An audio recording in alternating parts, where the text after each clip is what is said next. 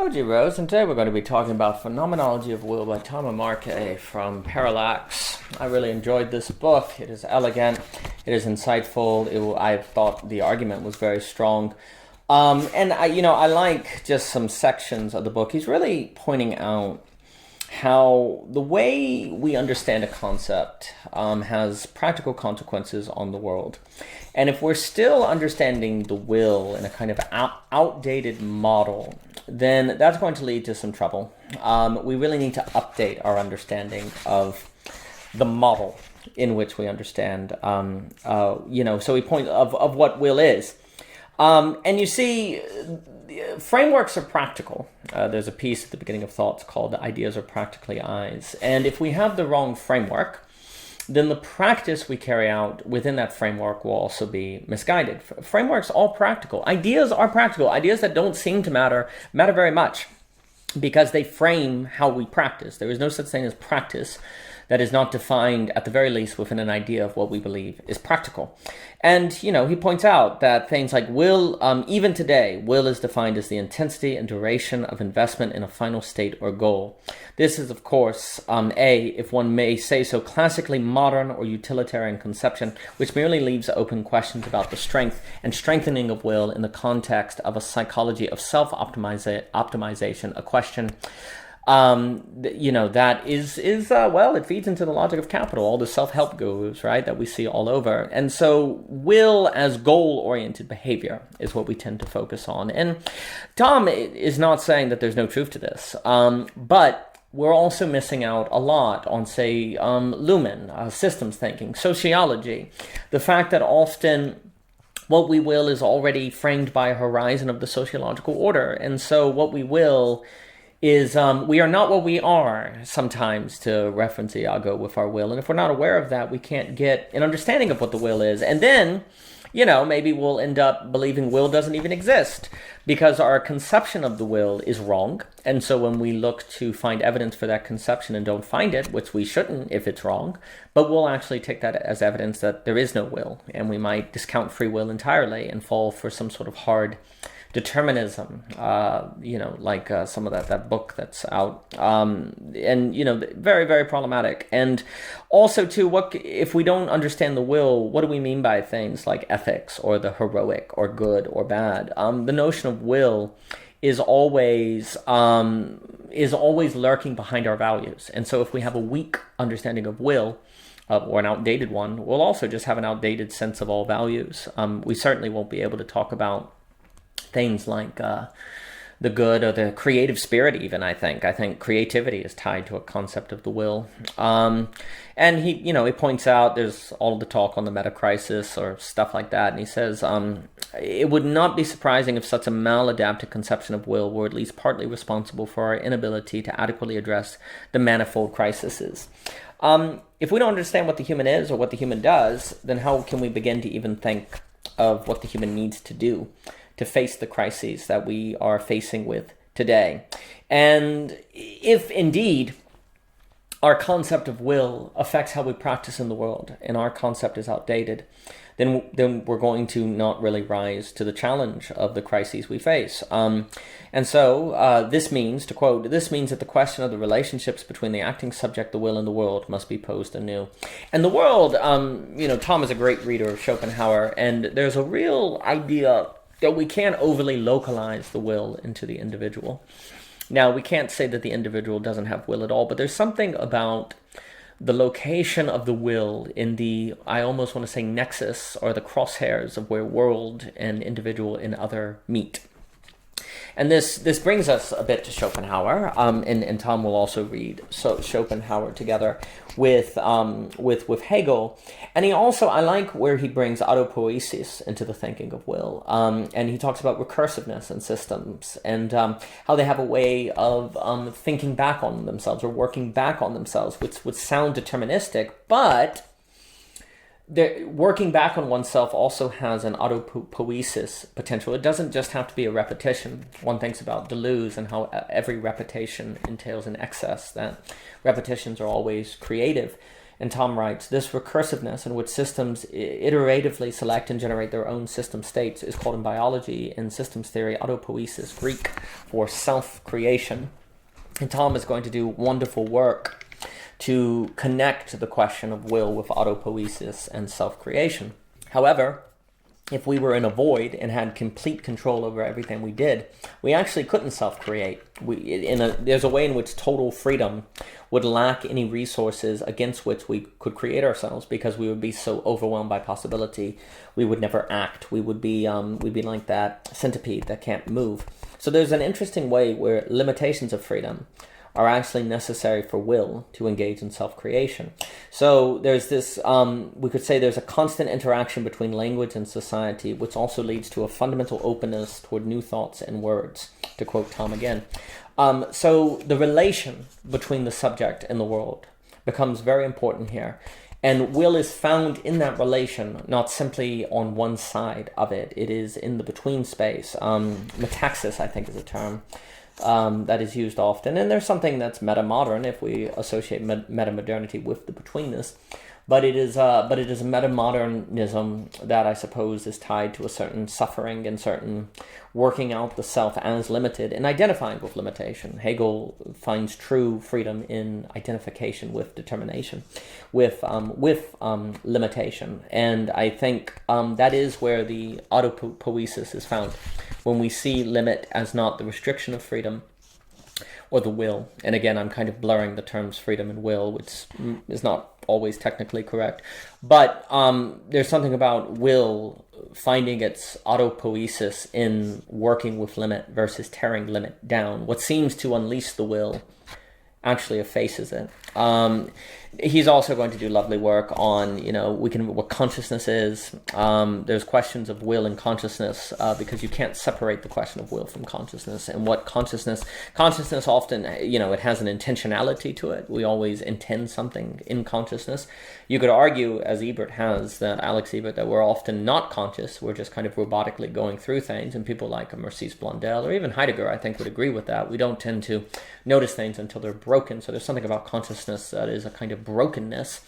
But when consciousness emerges, it tends to be an intention, which seems to suggest will. So there's a will in the intention.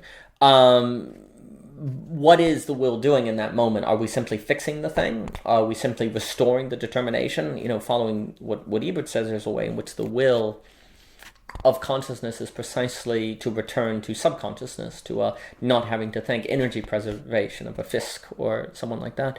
But there's also a way in which the psyche is, a point of it is to imagine and invent things by any different when it concerns itself in its own modeling. So there's also a way when something breaks, it invites if we use the Heidegger doorknob example I like to use, we don't notice the doorknob until it's broke.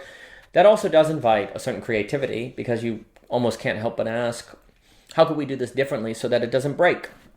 So that it's something better, right? So there's something creative about since intentionality of consciousness is toward brokenness, or when something doesn't go the way it normally does.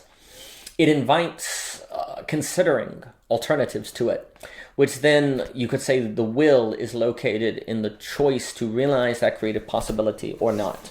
And again, there's something creative about will, or fundamentally so creative about will, especially since if it's summoned in consciousness and an act of intentionality toward the broken, then will at least can emerge here in a possibility of a creation. But please note, if there were no things, if there were no limitations, there would be nothing in which will could will to create anew, right? So the limit, again, is an opportunity.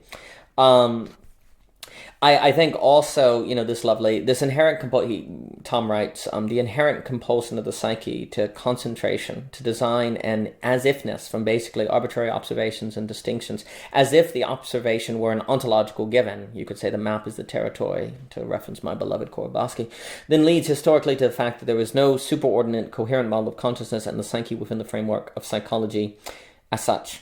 So there is an interesting observer problem there. It makes me think Kreeft once said, the camera, the video camera cannot record itself, only an image of itself. So there's always a problem with the question of modeling consciousness. Now I know Greg Henriquez does work at UTalk on that, and Vervaeke and others, but I do like consciousness fundamentally creates an as-ifness. It creates a map, which right there means it's creative. There's a creation occurring, a wrong creation. The map isn't the territory, but it's also useful. And perhaps, and then will seems to be located to the degree it wants to identify and follow that map, that usefulness, or to the degree it does not, or it wants to make a new map or create something new, a higher dimensionality, a higher geometry. There are many possibilities here. And I like this point that psyche appears to us to the extent that we think about it. You could argue this is for psyche to break, and if we use psyche and consciousness together, which again, I know are different terms, consciousness appears when it breaks then, right? Like we don't notice consciousness except in an act of using consciousness on itself, which is to use it for what it is not for. So again, there's a way in which consciousness manifests when it is broke, and that's interesting. And will seems to stand apart in that brokenness. And, to me, I always talk about freedom, like a proof for freedom and will. Is when someone asks you to go to the movie theater and you don't want to go. When you don't want to go, you also don't want to piss them off by saying you don't want to go, so you find yourself suspended. But it's interesting because that means a free choice emerges when it feels like your freedom was taken. Precisely in this moment when you don't feel free, you have to confront something you didn't want to confront. That is actually precisely the moment in which, will seems to stand distinct from determination. And that's very interesting. And so likewise, there's a way in the broken moments of consciousness and intentionality that will comes forth. So there's a connection between intentionality and will, but the will doesn't seem reducible to the intentionality. It's blurred with intention until a broken moment, I almost want to say. Like they're practically identical until what is intended is thwarted, and then will stands naked. It stands distinct. And I think philosophy is best in the business of glimmers of a distinction that arise in certain particular moments, such as the breaking of intentionality toward its object. I'm always interested in the glimmers and glimpses and moments of philosophy. I think it's when it focuses too much on stable states or pure being, you get into trouble. Tom will also talk about Luhmann. I am weak on Luhmann. I need to read more Luhmann, but what I've read of Luhmann, I'm extremely impressed by. I am big on the system theorists, economics, sociology, all of these different things. And people like Berger and Reif often suggest that human freedom is conditioned by a social horizon, which then makes it sound like we're not free. But the very fact that you can become aware you're conditioned by a social horizon, which in a way is to break what a social horizon is. A social horizon is that which you're not supposed to think about. It's supposed to be given. Well, if you break it, then you can create with it. So the will can emerge precisely in light of breaking the thing that restricts the will and makes it seem like the will is not there. It is in that moment when you seem to lose freedom that freedom has a chance. And I think Tom is on that. And I also think there's also a way where he's going to be talking about observation here. Observation as the distinction between a unit and a background is a fundamental cognitive operation through which we orient ourselves in and with the world, and insight with its counterpart in development psychology. The reason why this is important is because if there's a difference between observing the background or the social horizon and the objects of the society or units, then there's a space between them that is also observed, you could say. And there can be a break between the unit and the background. You can imagine the unit independent of the background. And in that break, there's creative possibility, right? So observation is always leveled. We observe a thing, but we simultaneously observe it in our understanding of it, and we understand it in its social background. I could keep going. Because there are different levels of observation, there is different possibilities of their interaction, not an infinite set of interactions, but an enormous number. And it would seem that we can will the ordering of those interactions or the creative possibilities of those interactions. And that right there suggests will precisely in observing a thing that seems to limit the will. When I observe the bookcase there, it seems like I'm forced to believe in the book safe or to acknowledge the bookcase, right? It seems like a limit on will as a determination, to use a Hegelian term.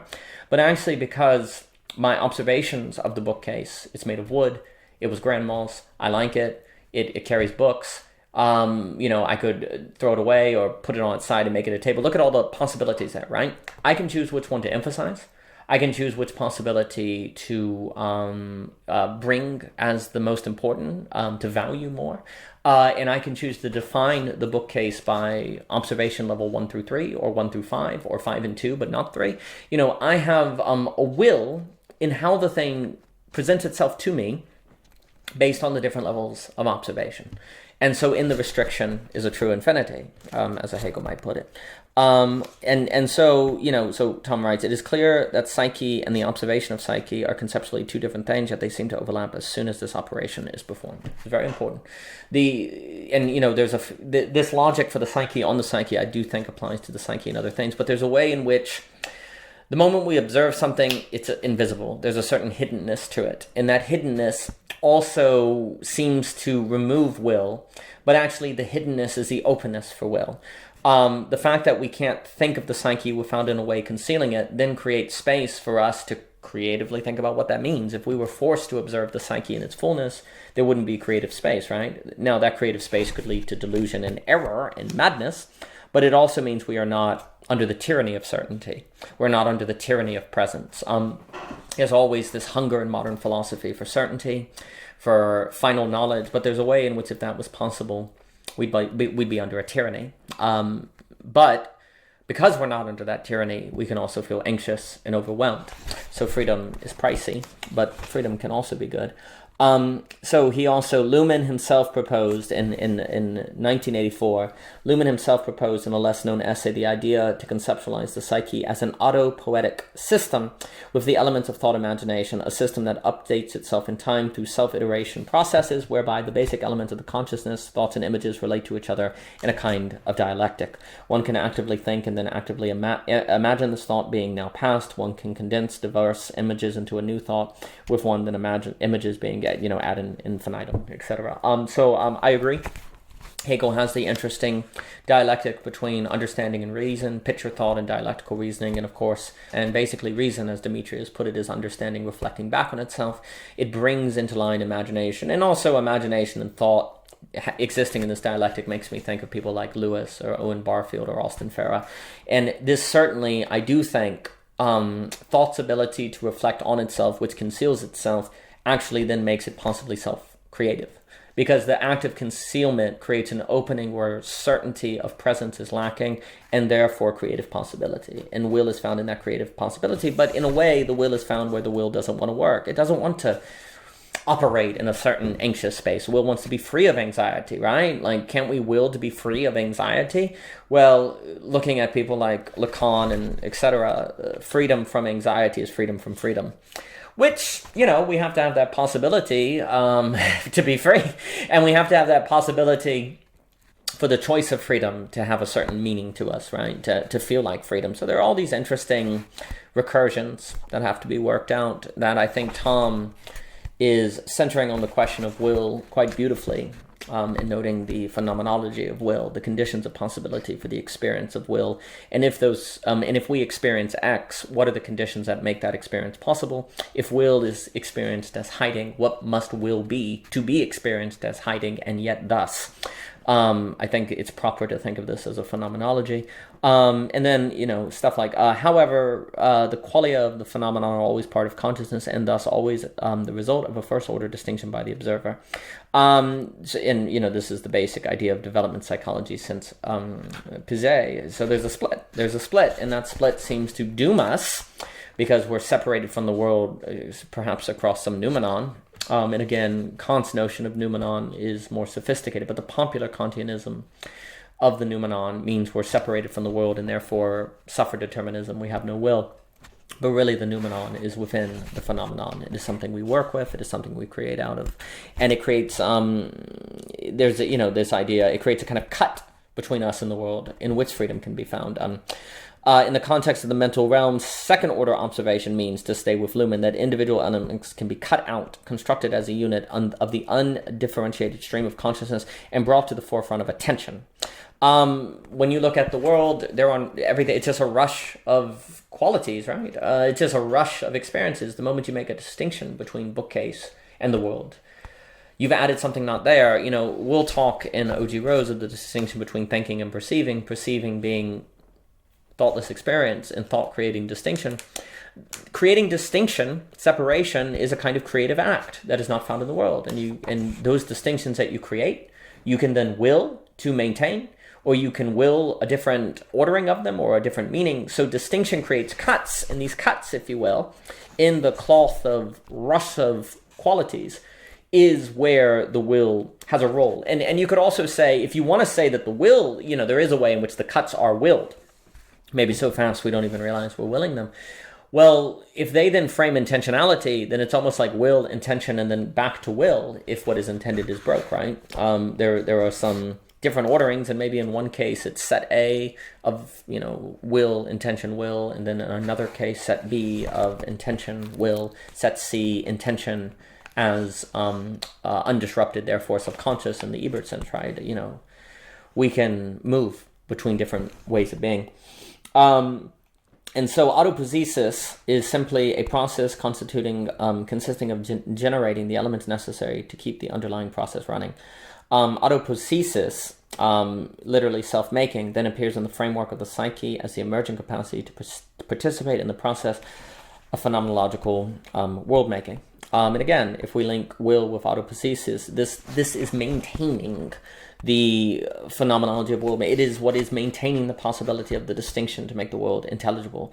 It is in the distinction. And if it wasn't there, then we couldn't world make, and we'd be done. And again, to the idea of limits as being really important here. It is precisely these limitations as enabling constraints that are necessary to enable the autopoietic processing of the psyche itself in time. If there are no constraints, then there would just be space and not time. If there is time and we experienced all of time, we would be overwhelmed. And again, it would be fully present, so we really wouldn't have any will. It would all be there. The fact that time unfolds means there is an edge, if you will, to the unfolding. There is a limitation then, and that constraint actually is where creative possibilities completely open-ended possibilities arise, and maybe a Bergson sense.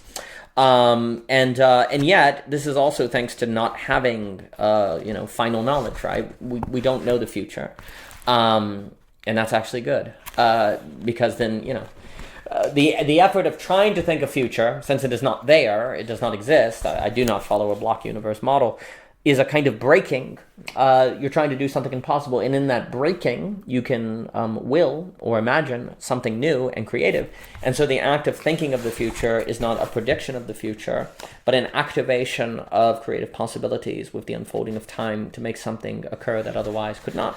But it has to be acknowledged in a certain humility, which is there is no right answer to what the future is, because the future is not there per se, right? There might be better or worse answers, but then we have to get into what those words mean. But we simply, the future is not given to map onto. We have to be the map makers. I really do appreciate how well he goes into Lumen. And I think also the points on meaning, meaning is inherently unstable.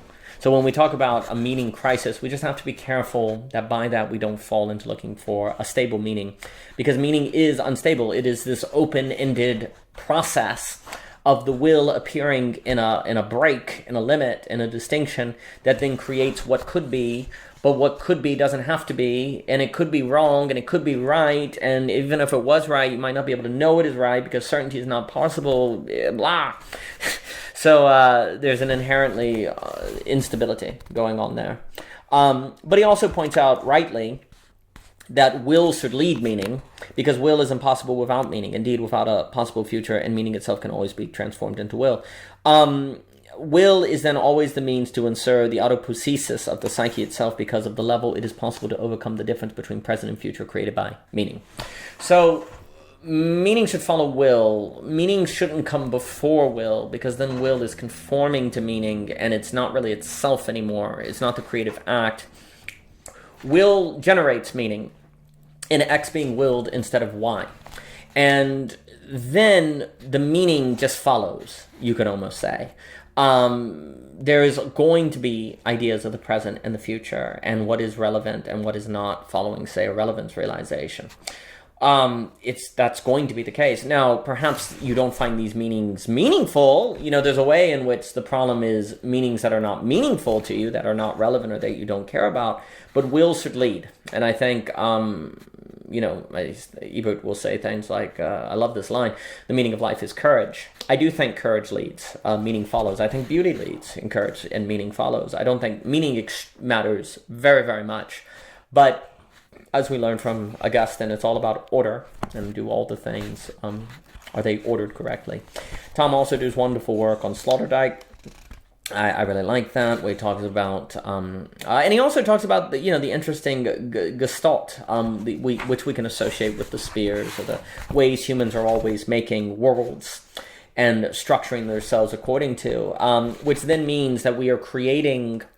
And you see, this is what's interesting. When we create a world or an enclosure, there's a way in which we will that, but it's almost like more so we intend it, but in intending it, we thus make the ship. To invent the ship is to make the shipwreck, as Virilio puts it. As we intend a world, we thus also create the possibility of its breaking, and thus the opportunity for will. So when we intend a world, then intention and will are practically linked, even if they're technically distinct. But the isolated moment in which the will emerges with distinct meaning is when the intention breaks, or when the thing intention turns out to be broke. So to put it another way, intention, and this is my take, that I'm not saying this is necessarily how Tom would put it, and he might disagree. For me, when you intend the ship, you intend and will it. They're two words that are practically the same. But when the shipwreck happens, then the will emerges distinct from the intention. And certainly the will leads the intention. And I think that's critical, because then it's inevitable that what is intended fails. And if there's not a will to step in on the brake, then the self-creating system, the autopoiesis, will fail. It'll hit entropy, right? It'll collapse. So will has to be there, or else when the intended fails, the failure will be absolute. And we should work for that not to be the case, because if you can will in the shipwreck, I think new creative possibilities, new glimpses of what the human is possible emerges that otherwise would not emerge. And I think that's really important. I think, and then he'll also talk about art. I really like this. How there's always something about humans who must, and this gets into the map is indestructible. For me, I was thinking of that. There's something about will. We have to think coherence. We have to engage in basically an aesthetic art. There's something about rationality that is aesthetic. It seeks self-consistency. It seeks symmetry. It seeks for all the parts to go together. And in that, rationality and aesthetics are more together than we realize. And I think Sloterdijk suggests that. And you see, that being the case, we have to realize that when we think, we experience ourselves as, say, getting at the right answer. But really getting at the right answer is practically just indecipherable from an act of creating the right answer. Now, that doesn't mean there isn't a right answer, or that the created right answer is not like the quote-unquote right answer, or that some creations are not better than others. But it does mean that the human experiences the act of rationality in a problematic way, where we're stuck in coherence. The way I put it is we have to create coherence that may correspond, but we cannot know if it corresponds. But we have to make guesses if it corresponds based on the coherence, which is a kind of aesthetic act. If the artistic creation gets at the vision of which inspired the creative act, I think that's very important. He mentions Deleuze and Guattari on there's a seemingly autopoetic nature of desire and drive, the intrinsic motivation, talking about children, the hunger of relationships has been noted with Deleuze. And I do think there's a way to work Deleuze and Lacan together. We're born Deleuzian in a way, but then we encounter an other we cannot access and thus experience the lack. And we have to come to terms with the lack, maybe treat it as a dusting, to then move from a cheap given Deleuze to a costly Deleuze that has paid the price of negativity. And, Terence Blake is doing work on that, bringing Zizek and Lacan and Deleuze together. And I think that's a very important conversation. I always look at Simone Weil as a costly Deleuzian, as I'll put it. The book's magnificent, and I agree. By avoiding creating a monocausal definition of will, we learn sufficient inexpressible leeway to experience will, and thus to know what will is in the sense of Heidegger's isness. I think this is beautiful. Like, there's a way, he mentions Heidegger there, there's a way in which Tom's effort to update, if you will, our understanding of will is to create a kind of Heideggerian clearing. Clearing is something Heidegger, toward the end of his life, emphasized. And it's where the thing can strike you in its isness, we might say, in itself versus our concept. And in striking us, we might learn what the will feels like. Maybe our body can know the will better than our minds. And, will always freezes the world in order to release and reshape it, as Tom says. But if we don't have a clearing, we might freeze the world and keep it frozen, at which point it's entropic.